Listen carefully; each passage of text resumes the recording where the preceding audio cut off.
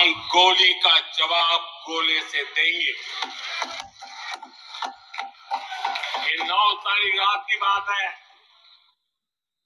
और 9 रात में और 10 सुबह हमने पाकिस्तान को सैन्य शक्ति को तहस नहस कर दिया था। তো বন্ধুরা, আজকে আমি এই ভিডিওটি যেটা নিয়ে এসেছি, এখানে কালকে সংসদে প্রধানমন্ত্রী মোদী যে ভাষণটি দিয়েছেন তার কিছু গুরুত্বপূর্ণ অংশ তোমাদের শোনাবো। আর এই ভিডিওর মধ্যে তোমরা দেখতে পাবে যে কংগ্রেসকে এবং রাহুল গান্ধীকে কিভাবে পিএম মোদী একবারে তার ভাষণের মাধ্যমে ধুয়ে দিলেন এবং তাদের যেসব মিথ্যাচারগুলো ছিল সেগুলো কিভাবে তিনি স্পষ্টভাবে দেখিয়ে দিলেন। তার সাথে সাথে দেখাবো যে পাকিস্তান কতটা আমাদের উপর আক্রমণ করেছিল আর তার কিভাবে আমাদের সৈন্যরা তার জবাব দিয়েছে। সব কিছু বিষয় নিয়ে আজকের ভিডিওটি তোমরা দেখো, খুবই ইন্টারেস্টিং ভিডিওটি দেখো, আশা করছি খুবই আনন্দ পাবে, মজা পাবে। ভিডিওটি দেখলেই তোমরা বুঝতে পারবে। তো চলো ভিডিওটি শুরু করা যাক। 29 बार उन्होंने बोला कि भैया मैंने सीज फायर करवाया। अच्छा, अगर वो झूठ बोल रहे हैं तो अपने भाषण में यहाँ प्रधानमंत्री कह दे कि वो झूठ बोल रहे हैं। यहाँ पे अगर तुम है तो यहाँ पे प्रधानमंत्री बोल दे कि आप झूठ बोल रहे हैं। If he has the courage, if he has the courage, if he has the courage of Indira Gandhi, let him say here, let him say here that Donald Trump, you're a liar. That you did not make a ceasefire and that we did not lose any planes. Let him say it here. If he has the courage. 50% भी है इंदिरा गांधी का तो यहाँ बोल दे,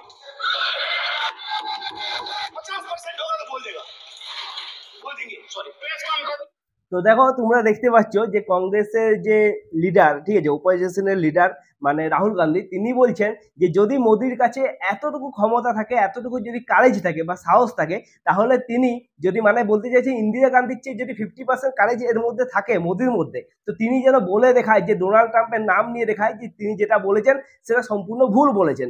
আর তার এই যে যুদ্ধটি যে মানে মধ্যস্থতা করেছেন এরকম কোথাও কোনো ব্যাপার নেই। আর এটি মানে মোদীকে বলতে চাইছিলেন, ঠিক আছে, বলাতে চাইছিলেন। তো রাহুল গান্ধীর এই বক্তব্যের বিষয়ে পিএম মোদী কি বলছে সেটা শুনো।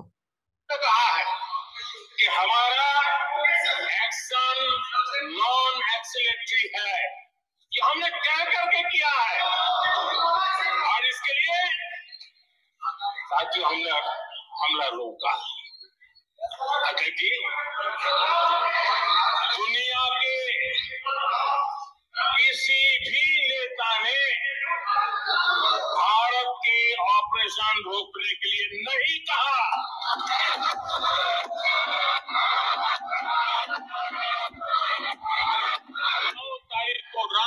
তাহলে মোদী আজ স্পষ্ট জবাব দিয়েই দিলেন যে দুনিয়ার কোনো নেতা তাকে বাধ্য করেনি বা তাকে বলেনি যে এই যে হামলাটা হয়েছে সেটিকে আটকানোর জন্য বা যুদ্ধটিকে বন্ধ করার জন্য। তাহলে মোদী স্পষ্টতই তার উত্তর দিয়ে দিলেন। এবার কিছু অপোজিশনের যারা লিডার আছে, ঠিক আছে, কংগ্রেস থেকে যারা লোক আছে, তারা বলছে যে মোদী কিন্তু নাম নেয়নি, ডোনাল্ড ট্রাম্পের নাম নেয়নি। তো দেখো, আমি তোমাদের একটা কথাই বলতে চাই, মোদীর যতগুলো ভাষণ আছে সব ভাষণ তুমি শুনে দেখে নাও, জীবিত কোনো ব্যক্তির নিয়ে তিনি নাম ধরে ডাইরেক্টলি তার নাম ধরে কোনোদিন বলেনি। আমরা দেখেছি যখন তিনি মমতা ব্যানার্জিকে আক্রমণ করতেন ভোটের প্রচারে আসার সময়, তখনও কিন্তু তার ডাইরেক্ট নাম নিতেন না, দিদি তাকে বলতেন, ঠিক আছে, তাকে বলতেন দিদি, ও দিদি, আমরা শুনেছিলাম, ভাইরালও হয়েছিল।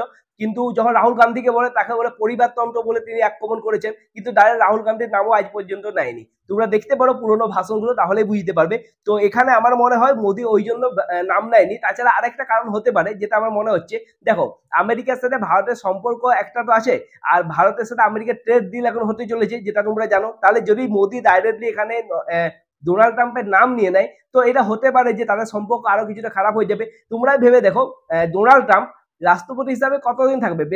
বেশিরভাগ 5 বছর, তার বেশি থাকবে না। কিন্তু ভারত এখানে দূরগামী সোচ দেখাচ্ছে, মানে ভাবনা চিন্তা করেছে। দেখো, 5 বছরের জন্য তার সাথে রিলেশন খারাপ করে লাভ নেই। তাছাড়া ডোনাল্ড ট্রাম্প হচ্ছে একজন এমন নেতা যে সে কখন কি বলে সে নিজেও হয়তো জানে না। কারণ তোমরা দেখবে এরপরে তোমাদের ভিডিওটা দেখাবো যে ডোনাল্ড ট্রাম্প ডাইরেক্ট বলছে, মানে মোদির এভাবে সংসদে বলার পরেও তিনি আবার বলছেন যে তাদের মধ্যে যে সিজফায়ার হয়েছিল তাদের সেই ইয়ে করেছিল এবং বলছে যে তাকে নাকি ক্রেডিট দেওয়া হচ্ছে না। তো তোমরা বুঝতেই পারছো তিনি কিরকম নেতা, ঠিক আছে। তো তার জন্য তো আমেরিকার সাথে সম্পর্ক এতটা খারাপ করে লাভ নেই, ঠিক আছে। সেই জন্য আমার মনে হয় মোদি ডাইরেক্টলি এখানে নাম লাইনি। তোমাদের কি মনে হয় তোমরা আমাকে কমেন্ট করে জানাতে পারো। এরপর মোদির বাকি ভাষণটা শুনো। अमेरिका के उपराष्ट्रपति जी ने मुझसे बात करने का प्रयास किया। वो घंटे भर कोशिश कर रहे थे, लेकिन मेरी सेना के साथ मीटिंग चल रही थी, तो मैंने उनका फोन उठा नहीं पाया। बाद में मैंने उनको कॉल बैक किया। मैंने कहा कि आपका फोन था, 3-4 बार आपका फोन आ गया, क्या है? तो अमेरिका के उपराष्ट्रपति जी ने मुझे फोन पे बताया कि पाकिस्तान बहुत बड़ा हमला करने वाला है, जो उन्होंने मुझे बताया। मेरा जो जवाब था, जिनको समझ नहीं आता है उनको तो नहीं आएगा।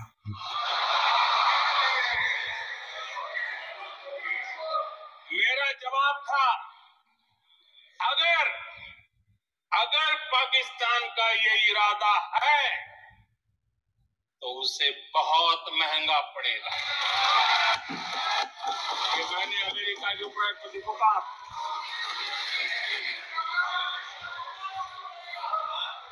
अगर पाकिस्तान हमला करेगा तो हम बड़ा हमला कर करके जवाब देंगे।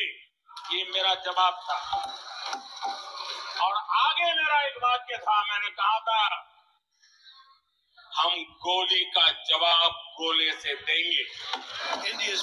তাহলে দেখো তোমরা শুনতেই পেলে মোদি কি বললেন, যে আমেরিকার যে ভাইস প্রেসিডেন্ট সে তাকে 1 থেকে 1.5 ঘন্টা ধরে কল করছিল, কিন্তু তিনি তখন তার সৈন্যদের সাথে বিজি ছিলেন, সেই জন্য কল অ্যাটেন্ড করতে পারেনি।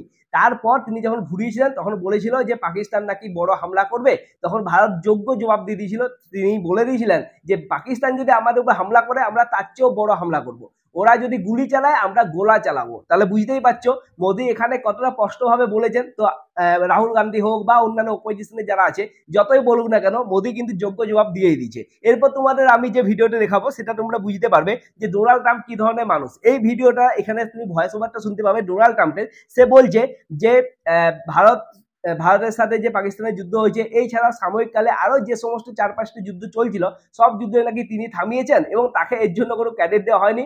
আসলেই তিনি চাইছেন নোবেল পিস প্রাইজ, ঠিক আছে, মানে নোবেল পুরস্কার, যেটা তোমরা হয়তো অনেকবার এর আগেও শুনেছো হয়তো।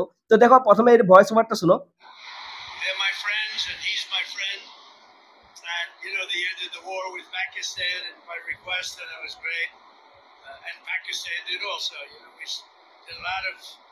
A lot of great settlements, including the recent one, as you know, with Cambodia, blah blah blah.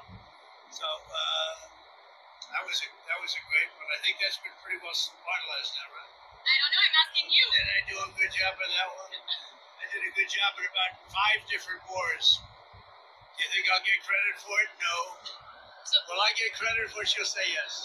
Fine. তাহলে শুনলে তো কি বললো, বলছে 5টা যুদ্ধ নাকি তিনি থামিয়েছেন এবং তাকে কোনো ক্রেডিট দেওয়া হয়নি। আসল ব্যাপারটা হলো তিনি কিন্তু নোবেল প্রাইজ চাইছেন, ঠিক আছে।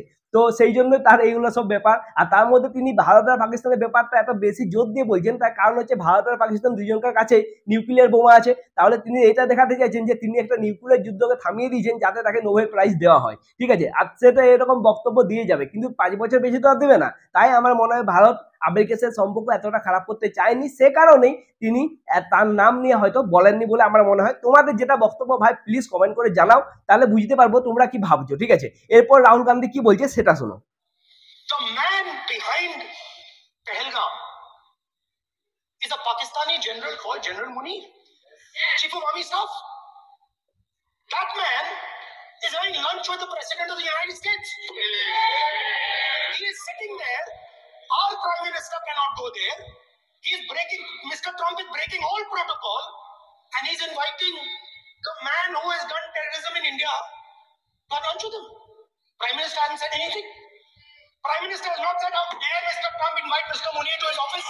No, man. তাহলে শুনো, এখানে কিন্তু আমার মনে হয় রাহুল গান্ধী যেটা বলেছেন সেটা ঠিকই বলেছেন। কারণ যে জেনারেল মুনির আছে, এখন তো আমার ফিল্ড মার্শাল হয়ে গেছে, তো এই পাকিস্তানের জেনারেলকে আমেরিকা কিন্তু ডেকেছিল ডিনারের জন্য, ঠিক আছে, তার সাথে অনেক কিছু আলোচনাও করেছে। অনেকে বলছেন এই যে আলোচনাটা ছিল সেটা তখন যে ইরানের সাথে যুদ্ধ চলছিল একটা ইসরায়েলের, আর আমেরিকা সেই যুদ্ধে ছিল, তো সেই জন্য তাকে মানে পাকিস্তানের কাছ থেকে কিছু ব্যাপারের জন্য তিনি তাকে ডিনারের জন্য ইনভাইট করেছেন। কিন্তু এই কথাটা আমাদের অবশ্যই ভাবতে হবে, কারণ এর পেছনে মাস্টার মাইন্ড কিন্তু অবশ্যই ছিল জেনারেল মুনির, ঠিক আছে। আর তিনি কতটা হিন্দু বিদ্বেষী সেটা আমরা সবাই জানি। তো এই মানুষটাকে আমেরিকা ডাকছে, তাকে খাওয়াচ্ছে, ঠিক আছে। তো এই ব্যাপারটা কিন্তু সত্যি আমাদের ভাবা দরকার যে আমেরিকা কোন দিকে আসলে আছে। আমরা সবাই জানি আমেরিকা কি ধরনের একটা স্টেট, তারা কিন্তু পাকিস্তানকেও সাপোর্ট করে, এদিকে ভারতকেও সাপোর্ট করে, ঠিক আছে। কিন্তু ভারতের চেয়ে বেশি তারা কিন্তু পাকিস্তানকেও সাপোর্ট করে, তার পেছনে একটা কারণ আছে। সেই কারণটা হচ্ছে তারা চায় না ভারত এতটা পাওয়ারফুল হয়ে যায় যে আমেরিকা পরে তাকে আটকানোর জন্য অসুবিধায় পড়তে পারে, সেই কারণে তারা পাকিস্তানকেও সাথে রেখেছে, ঠিক আছে বলে আমার মনে হয়। তো তোমাদের কি মনে হয় তোমরা জানাতে পারো, কিন্তু আমার তো মনে হয় এটা অবশ্যই ভাবা দরকার। রাহুল গান্ধী এখানে কথাটা ঠিকই বলেছেন, যে মানুষটা এর পেছনে মাস্টার মাইন্ড ছিল, পুলওয়ামে যে এত মানুষ মারা গেল, ঠিক আছে, এত মানুষ 26 জন, তো তাদের যে উপর যে কায়দাটাপূর্ণ হামলা করা হয়েছিল, তা সেই মানুষ মানে যে মাস্টার মাইন্ড তাকে আমেরিকা কিন্তু ডিনারের জন্য ডাকছে, এই ব্যাপারটা কিন্তু অবশ্যই ভালো নয়। এরপর মোদি কি বলছে সেটা শোনো। पाकिस्तान ने करीब 1000 मिसाइलों और आर्म्स ड्रोन्स के भारत पर बहुत बड़ा हमला करने की कोशिश की। 1000 ये मिसाइलें भारत के किसी भी हिस्से पर गिरती तो वहां भयंकर तबाही मचती, लेकिन 1000 मिसाइल्स और ड्रोन्स को भारत ने आसमान में ही चूर चूर कर दिया। ये आपके पास তাহলে শুনলে তো পিএম মোদি কি বললো, 1000 মিসাইল আর ড্রোন চালিয়েছিল পাকিস্তান ভারতের উপর। আমরা তখন কিন্তু মিডিয়াতে বা নিউজ চ্যানেলে যেটা শুনছিলাম যে 200, 400, 600টা ড্রোন থেকে হামলা করা হয়েছে, কিন্তু আজকে কিন্তু পিএম মোদি স্পষ্টতই বলে দিলেন যে 1000-এর চেয়েও বেশি বা 1000-এর মতো ড্রোন আর এইদিকে তোমার যে মিসাইল আছে সব দিয়ে তারা হামলা করেছিল। কিন্তু সবচেয়ে বড় ব্যাপার, আমাদের যে ডিফেন্স এতটাই যে শক্তিশালী সেটা তোমরা এখানে বুঝতে পারবে যে 1000টা ড্রোন আর মিসাইলের মধ্যে একটাও কিন্তু ভারতকে হিট করতে পারেনি। তো এই ব্যাপারটা অবশ্যই মানে একটা আমাদের যে সৈন্যবাহিনী আছে বা আমাদের যে ডিফেন্স ক্ষমতা সেটাকে অবশ্যই নমস্কার করা দরকার, কারণ এতটা কি বলবো, এতটা টার্গেটকে একসাথে যে পূরণ করেছে, মানে এতগুলো টার্গেটকে একসাথে নিষ্ফল করেছে, এই ব্যাপারটা কিন্তু সত্যি একটা মানে বিশেষ ভাববার বিষয়। কারণ আমরা দেখেছি এর আগে ইসরায়েলের সাথে যখন ইরানের যুদ্ধ হচ্ছিল, তখন ইরান যে মিসাইলগুলো ছাড়ছিল সেটা কিন্তু ইসরায়েলে যে হিট করে দিচ্ছিল, কিন্তু আমাদের ইন্ডিয়ার বেলায় যখন ভারতের উপর মিসাইল ছাড়া হচ্ছিল এগুলো কিন্তু হিট করতে পারেনি। সেই এই ব্যাপারটা অবশ্যই একটা ভাববার বিষয়। আর এটা সত্যি আমাদের সৈন্যবাহিনীর উপর আমাদের সত্যি মানে কি বলবো, অনেকটা আমাদের আস্থা রাখা দরকার, কারণ তারাই আমাদের দেশটাকে সুরক্ষিত করে রেখেছে বলে আমার মনে হয়, ঠিক আছে। তো এই মানে এই ক্লিপটা তোমাদের এই জন্যই দেখালাম যে অনেকে কিন্তু মিডিয়াতে বলছিল যে 200, 400, 600টা করে মিসাইল এসছে, কিন্তু আসল ব্যাপারটা আসল কাউন্টিংটা ছিল 1000-এর চেয়েও বেশি। আর এই যে ড্রোনগুলো এগুলো কিন্তু পাকিস্তানকে কে দিয়েছে তোমরা তো অবশ্যই জানো, তুরস্ক। আর যে মিসাইল সেটা দিচ্ছে চীন। তাহলে এই দুজন আমাদের পরম শত্রু, সেটা আমাদের অবশ্যই মনে রাখা দরকার। এরপর দেখো রাহুল গান্ধী কি বলছে। लड़ने की पॉलिटिकल विल है ही नहीं, आप लड़ना ही नहीं चाहते हो। और ये डिफेंस मिनिस्टर ने कहा है कि हमने, डिफेंस मिनिस्टर यहाँ हाउस पे कह रहे कि हमने पाकिस्तान से जाके कहा कि हमने आप पे झापड़ मारा है, मगर हम आपको और झापड़ नहीं मारेंगे। हम एस्केलेशन नहीं चाहते हैं, आप रिस्पॉन्ड नहीं कीजिए और हम मिलिट्री टारगेट नहीं मारेंगे। Meaning the government of India informed the government of Pakistan that we have no political will, we don't want to fight, we have done this, we have just done this action. Surrender, immediate surrender in 30 minutes. আচ্ছা, রাহুল গান্ধীর এই বক্তব্যটা নিয়ে কিন্তু অনেকেই criticise করছেন, কারণ তিনি কি বলছেন যে সারেন্ডার করেছে। তাহলে আমাদের দেশের সংসদ ভবনে দাঁড়িয়ে এরকম কিন্তু বক্তব্য রাখা উচিত নয় বলে অনেকেই মনে করছেন। আর সত্যি আমারও মনে হয় যে রাহুল গান্ধী কিন্তু পলিটিক্যাল ভাবে, ঠিক আছে, তোমার শত্রু হচ্ছে মোদি পলিটিক্যালি, সেটা আমি মানলাম, ঠিক আছে, তুমি ওর উপর আক্রমণ করতে চাও সেটাও মানলাম, কিন্তু তার বলে তুমি দেশের তো ক্ষতি করতে পারো না। এরকম যদি ভাষণ তিনি দেয়, এই ভাষণগুলো আবার পাকিস্তানের নিউজ চ্যানেলে, টিভি চ্যানেলে ভাইরাল হয়, তাহলে এই জন্যই পাকিস্তান থেকে বলা হচ্ছে, পাকিস্তানের যে নিউজ চ্যানেল আছে সেখানে রাহুল গান্ধীকে হিরো হিসাবে দেখানো হচ্ছে। ঠিক আছে, তোমরা শুনবে, অনেক ভিডিও তোমরা দেখতে পাবে ইউটিউবে সার্চ করলে সেখান থেকে। তো এরকম বক্তব্য দেওয়া আমার মনে হয় না ঠিক হয়েছে। এরপর বাকিটা শুনো। तो हमारे छोटे दलों के साथी हैं।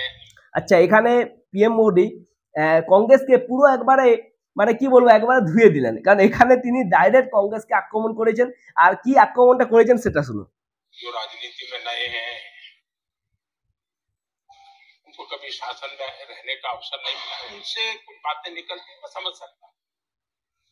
लेकिन कांग्रेस पार्टी ने इस देश में लंबे समय तक राज किया है, उसको शासन की व्यवस्थाओं का पूरा पता है, उन चीजों से वो निकले हुए लोग, उनके लिए शासन व्यवस्था क्या होती है इसकी समझ पूरी है, अनुभव है उनके पास।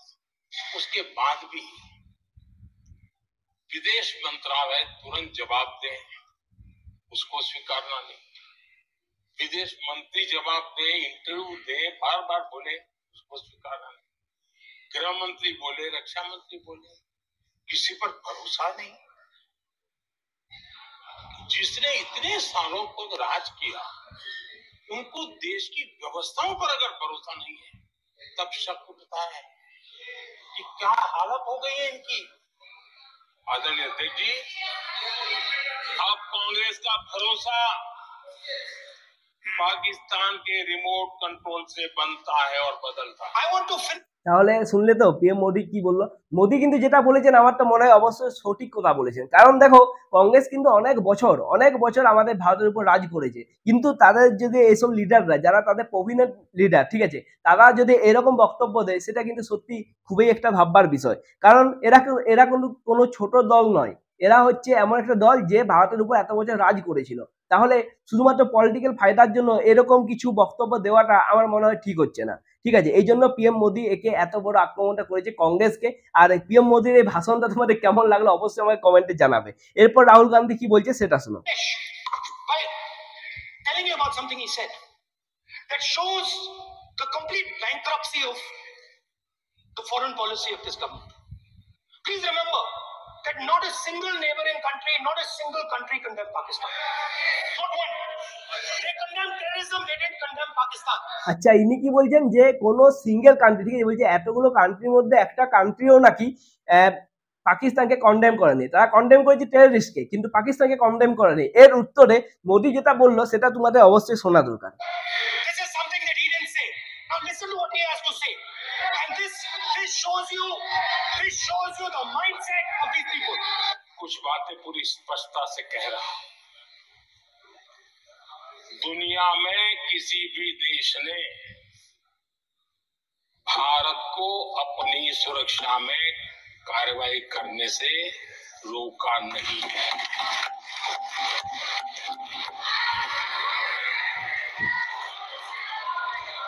संयुक्त राष्ट्र 193 कंट्रीज,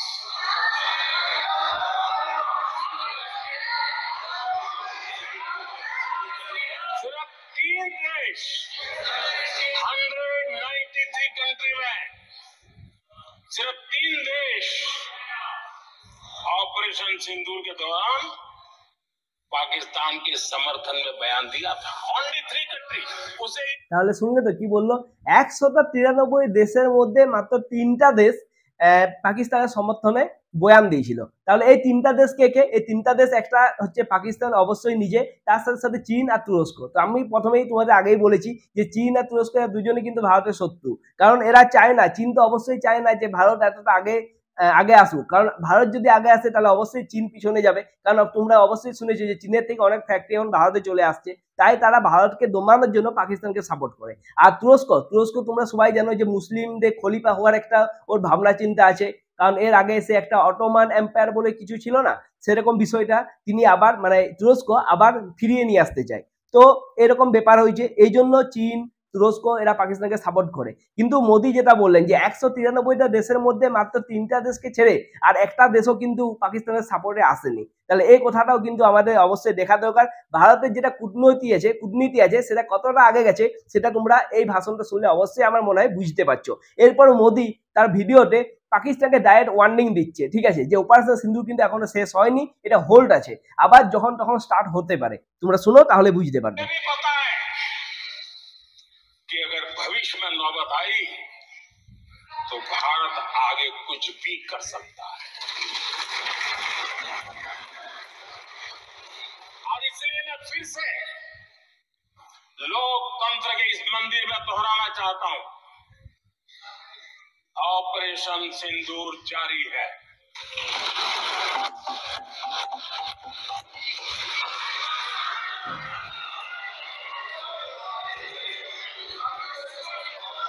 पाकिस्तान ने दुस्साहस की अगर कल्पना की तो उसे करारा जवाब दिया जाएगा। তাহলে শুনলে তো মোদি কি বললেন, যে অপারেশন সিন্দুর কিন্তু এখনো জারি আছে আর ভারত কুছ ভি কর সকতা হ্যায়। এই যে কথাটা আছে না, এর কিন্তু অনেকটা ডিপ মিনিং। কুছ ভি কর সকতা হ্যায় মানে যদি পাকিস্তান আমাদের উপর নিউক্লিয়ার বোমা হামলা চালায় তাও কিন্তু ভারত হার মানবে না, ছাড়বে না, কারণ ভারত কুছ ভি কর সকতা হ্যায়। এটার মানে কি এবার তোমরাই বলো, ঠিক আছে? আমি তো যতটা বলা তোমাদের বলে দিলাম, আর পুরো ভাষণটা তোমাদের মোদির আমি শোনালাম, রাহুল গান্ধী ভার্সেস মোদি। তাহলে রাহুল গান্ধীর যে ভাষণটা ছিল সেখানের মধ্যে আমার একটা কোথায় কিন্তু যুক্তি লেগেছে, যেটা আসিম মুনিরকে নিয়ে তিনি বললেন, ঠিক আছে। বাকি মোদির ভাষণ তো সবসময়তেই ধামাকাদার হয়, এবারেও ধামাকাদার। তো মোদির এই ভাষণ নিয়ে তোমাদের কিন্তু যদি বক্তব্য থাকে, কোনো যদি কিছু বলতে চাও অবশ্যই কমেন্ট করে জানাও, কমেন্টে জানাও মোদির এই ভাষণটা তোমাদের কেমন লাগলো। রাহুল গান্ধীকে যদি কিছু বলতে চাও সেটাও তোমরা কমেন্টে অবশ্যই বলতে পারো। তো ভিডিওটি ভালো লাগলে লাইক করো, শেয়ার করো আর এই চ্যানেলটিকে সাবস্ক্রাইব করো। দেখা হচ্ছে পরের ভিডিও, ততক্ষণের জন্য নমস্কার।